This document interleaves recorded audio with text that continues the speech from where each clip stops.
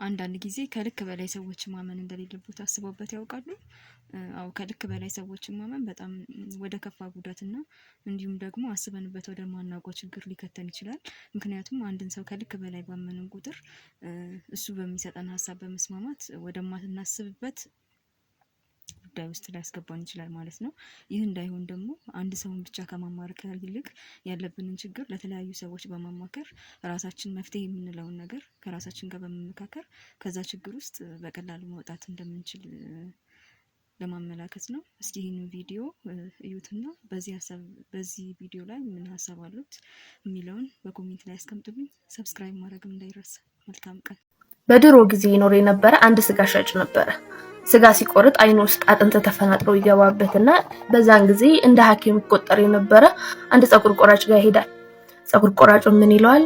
አይነህ ምንም አልሆነም፣ ግን በየቀኑ እኔ ጋር እየመጣህ እያጠብኩልህ መታሸግ አለበት ይለዋል። በዚህ የሚስማሙና ስጋ ሻጩ ስጋ እየያዘ በየቀኑ ፀጉር ቆራጩ ጋር ይሄዳል። ያጥብለታል፣ ያሽግለታል፣ ስጋውን ሰጥቶት ይመለሳል። አንድ ቀን ወደ ፀጉር ቆራጩ ጋር እየሄደ ያለ የፀጉር ቆራጩ ልጅ መንገድ ላይ ያገኘዋል። እስካሁን አይንህን አልተሻለህም? እስኪ ዛሬ እኔ አይንህን ልይልህ ይለዋል። አይኑን ሲያይለት ትንሽ አጥንት ያገኝና ያንን አጥንት ያወጣለታል። ከዚህ በኋላ አባቴ ጋር መሄድ አይጠበቅብህም፣ ወደ ቤትህ ተመለስ ይለዋል።